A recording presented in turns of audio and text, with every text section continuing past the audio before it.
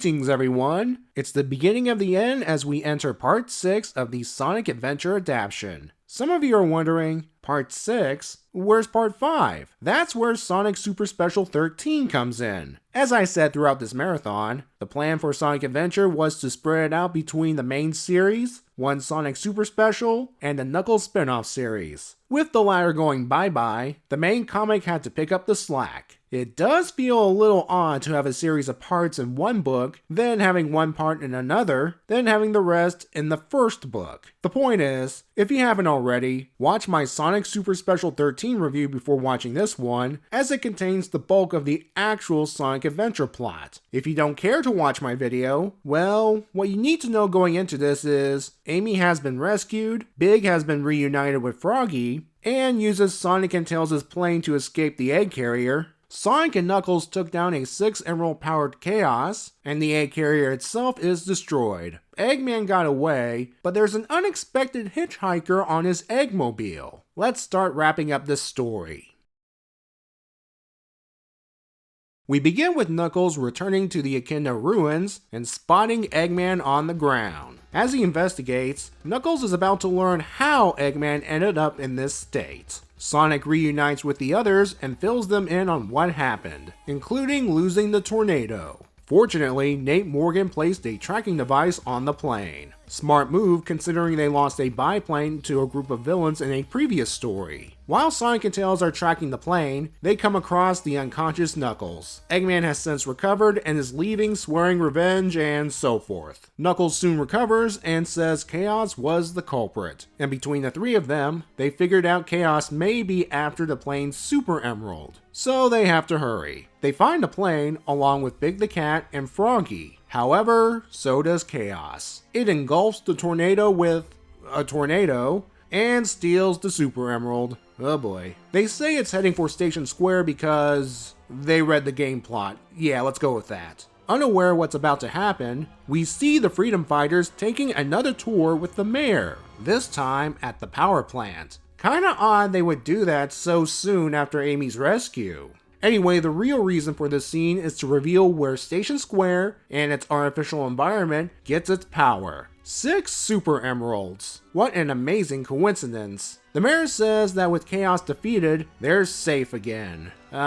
Did we miss something? Also, Mayor, don't say things like that. You're just asking for trouble. Right on cue, Chaos drops into the Emerald tank and absorbs all that power. What follows is a recreation of the Perfect Chaos cinematic from the game. Props to Butler on his artwork here, especially for the full reveal of the monster. He probably looked at all the footage over and over again to get it right, but still, good job. In the midst of the disaster, the Freedom Fighters spring into action, rescuing numerous civilians. Even Nate Morgan gets sent on the act. Sonic's group arrives to get a good look at the beast. Also arriving is Eggman on the Egg Carrier 2. I guess this version doesn't need to transform to breach the mountain. Well, with Chaos now perfect, it doesn't need Eggman anymore, and blasts the Egg Carrier 2 to bits. Eggman's fine, by the way, thanks to a combination of Sega plot armor and using a biomechanical body during this period. Tikal appears and gives Sonic a brief history lesson about Chaos and the Echidna tribe before assuming her original form. She says Chaos needs to be defeated without being destroyed. So how are they going to do that? Someone, I cannot tell who to be honest, points out that Perfect Chaos is still connected to the generator controlling the environment. Let's file that away for later.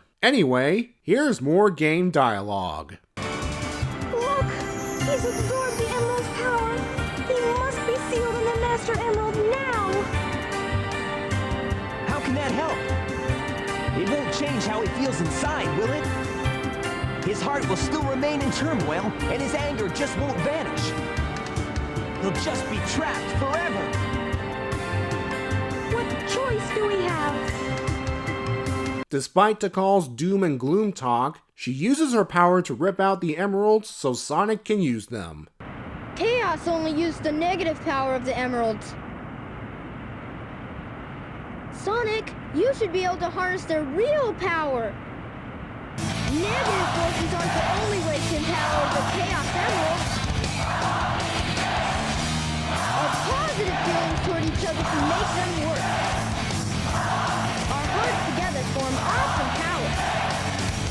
The newly transformed Supersonic creates a whirlpool of his own and forces Perfect Chaos into a building. We end the issue with Supersonic realizing he only made Perfect Chaos angrier. This part was written by Bowlers, and for the most part, it follows the final story up to the Supersonic fight. Some things were changed due to circumstances like Sonic and Tails encountering the unconscious Knuckles and Eggman in the ruins instead of the floating island, and Chaos nabbing 6 emeralds after nabbing the one from the plane. I don't mind it that much. The emeralds in question being super emeralds, I also don't have a problem with. It builds off what was established at the beginning of Part 5, showing how Tikal and the 7 Chow dealt with Chaos in the past, by sapping its energy, and as a result, the Chow were transformed into the 7 super emeralds. 6 of them being in Station Square kinda makes sense due to its proximity to the ruins, along with Nate acquiring the 7th because he visited the area in the past. So in a way, Chaos is regaining its true power, which brings us to the Power Plant tour. This feels out of place, like it was meant for issue 81's tour scenes. I think it was placed here due to the whole story restructuring thing because we need to establish the 6 super emeralds before Chaos steals them. And this line from the mayor about the emeralds being safe, is it trying to imply that Chaos's attack in issue 82 was the creature tracking them down?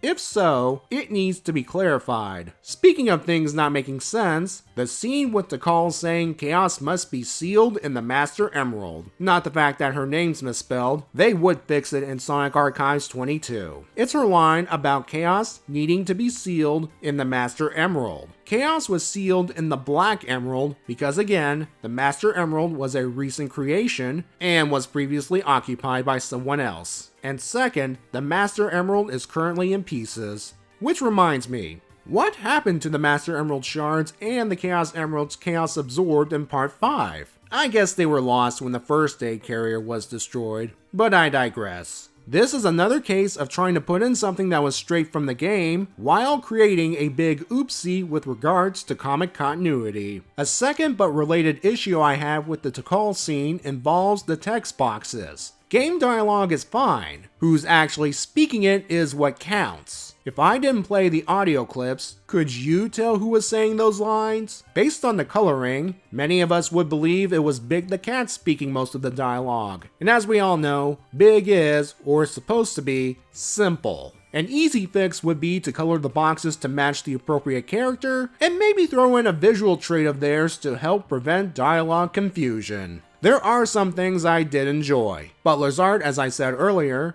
and the fact the Freedom Fighters are there to help the civilians during Perfect Chaos's emergence. Well, we have one more issue to go, everyone. Will Supersonic be able to tame the beast, or will someone else steal his thunder? That and my final thoughts on the saga as a whole when we take a look at issue 84.